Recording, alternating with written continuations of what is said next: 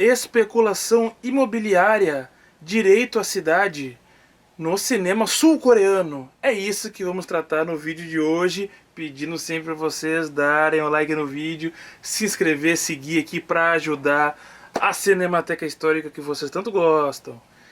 E aí então, gente, vamos falar então do filme Os Inquilinos, filme de 2023, uma produção sul-coreana que está em cartaz no nosso Fantaspoa, Festival de Cinema Fantástico de Porto Alegre, ou seja, um festival que aglomera aí filmes de suspense, terror, ficção científica, mistério, fantasia, tudo isso são considerados gêneros fantásticos, né, que vão aí para a questão da fantasia, enfim. E que o maior, aliás, o cenário do cinema fantástico ele é global, tem muitos espaços no mundo assim que são específicos só disso. E aí nós temos que dizer que o Fantaspoa é o maior festival dedicado ao cinema fantástico na América Latina inteirinha. E é daqui de Porto Alegre. Está completando 20 anos esse ano. Procurem o Fantaspoa, vejam os filmes. Várias salas de cinema, Cinemateca Capitólio, todos os cinemas alternativos dos nossos. Capitólio, Mário Quintana, né? Tem aí o Cine Vitória. Enfim, procurem o site deles, as páginas aí vocês vão achar, né? Quero dizer também o seguinte: sucesso de público, essa conversinha que só os filmes comerciais, blockbuster chamam público, mentira deslavada, mentira deslavada. Tô vendo várias sessões com salas lotadas, teve até sessões que esgotaram ingressos. Não é qualquer blockbuster desses de shopping que conseguem isso, hein? Mas vamos lá. Filme Os Inquilinos, sul-coreano 2023, um filme aí que tem, claro, uma temática do suspense, do mistério, mas que se dá na relação de um personagem com a cidade, no caso Seul.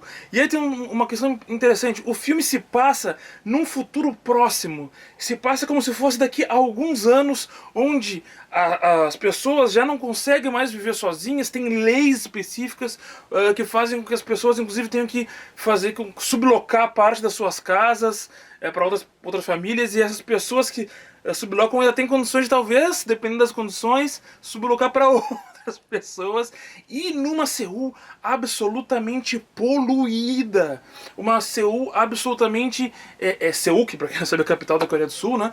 Numa cidade aí no filme com bastante problemas aí de convívio, de hospitalidade, as pessoas não conseguem mais nem conviver com a própria cidade.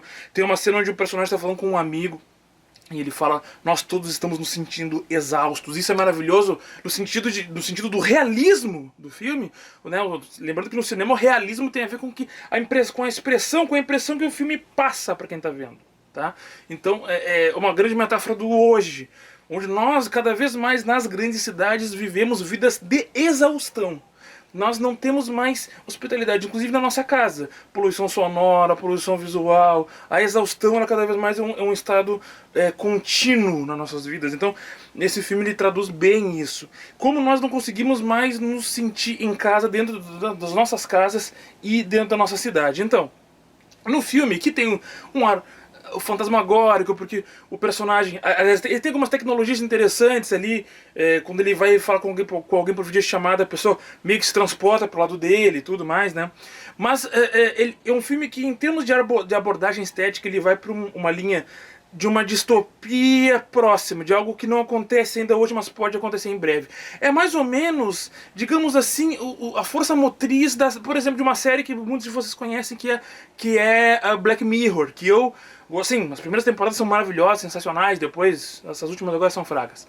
Mas que tem um pouco disso, essa coisa de coisas que são distopias, mas são muito palpáveis, que poderiam acontecer daqui a alguns anos, né? Assim, que eu chamo de uma distopia próxima.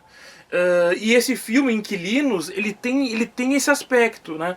E acontece a partir... Claro que tem uma questão, tem uma série de questões que são culturais da Coreia do Sul, alguns povos que são tradicionalmente excluídos, que são pessoas menores, que vão morar na casa, enfim. Eu não quero dar spoiler, tá? Até porque o filme tem cartaz, vocês podem ver ainda aí, quem tiver aqui em Porto Alegre, né? Então vejam só.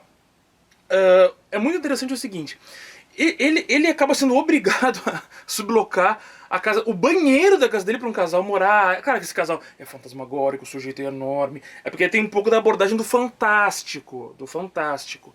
Mas de qualquer maneira, esse casal aluga pra uma outra casa que tem. Desculpa, subaluga pra uma outra família que vai viver no sótão. Eu não quero falar muito porque esse filme é muito fácil de dar spoiler e eu quero deixar pra vocês verem, tá? O filme. Mas ele vai construindo uma série de mistério a partir dessas pessoas que vão convivendo com ele de maneira forçada. E aí eu quero dizer assim, ó.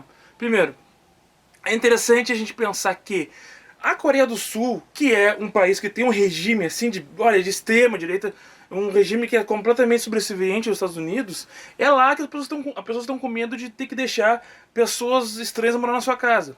Aqui na América do Sul, na América Latina, não só no Brasil, mas também no Brasil, as mentiras que se contam com relação a você, se a esquerda estiver no poder, você vai ter que deixar pessoas de outras famílias morar na sua casa. Olha que bando de gente mentirosa, safada, covarde. Pois vejam, a Coreia do Sul, para quem não sabe, foi um dos grandes laboratórios de neoliberalismo do mundo, assim como foi o Chile, aqui nosso país vizinho. Não só, mas o Chile é considerado um laboratório neoliberal, a Coreia do Sul também. A Coreia do Sul também empregou boa parte das políticas neoliberais, com pessoas vindo da Inglaterra, dos Estados Unidos, da França, lá, políticos, economistas, para implantar políticas neoliberais. Lá, tiveram uma ditadura de 18 anos. Para impedir que o socialismo chegasse. Que nem aqui, que nem no Chile, que nem em várias partes do mundo. A verdade, gente, é que entre os anos 60 e 70, os Estados Unidos, e não só os Estados Unidos, mas principalmente, financiaram ditaduras no mundo inteiro, principalmente nos países pobres, para que o socialismo não entrasse. E aí naquele período era possível até um certo protecionismo econômico. Depois que liberou, que acabou, né, nos anos 90 em diante, mesmo período, né, período que acabou a União Soviética. Agora vocês podem brincar de democracia. Agora vocês, inclusive, vão ter que liberar os mercados pra gente dominar. Agora a gente vai dominar a economia de vocês. Antes a gente deixava vocês brincar de protecionismo, um pouquinho, né? Porque o protecionismo dos milicos no Brasil, no Chile, na Coreia do Sul, era mais ou menos, era até a página 2.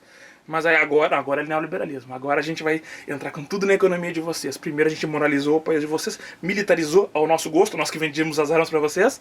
Agora vocês vão ter que liberar a economia para nós. Esse é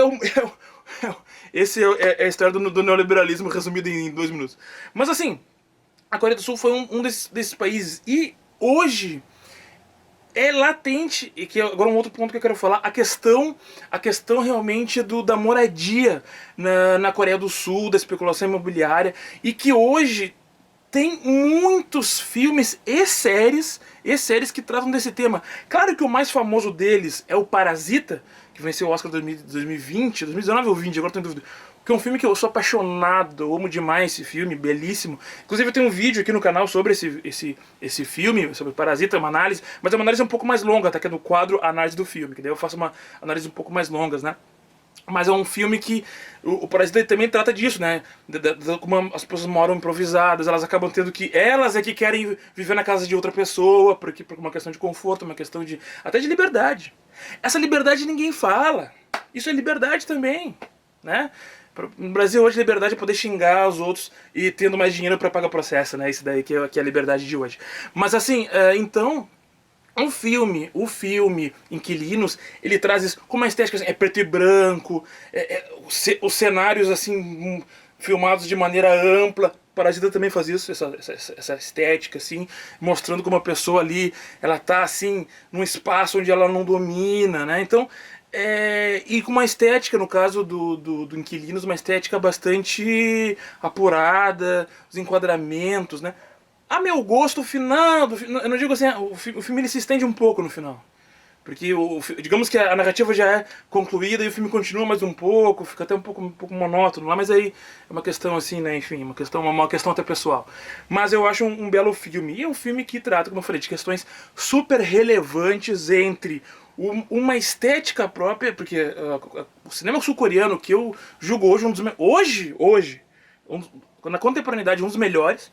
Pra mim, uma filmografia hoje muito rica é a sul-coreana, com elementos artísticos muito próprios do cinema que tem sido feito na Coreia, né, que até eu acho que tem uma similaridade com o cinema latino-americano, sinceramente, assim, planos longos, uma câmera móvel, assim, não necessariamente na mão, mas movimentos, né, aquela coisa assim, aquela estética filme que a gente já conhece, e tema super relevante para nós debatermos aqui, tá certo, gente? Para vocês curtirem esse vídeo aqui, se inscrever, a gente se fala e até mais.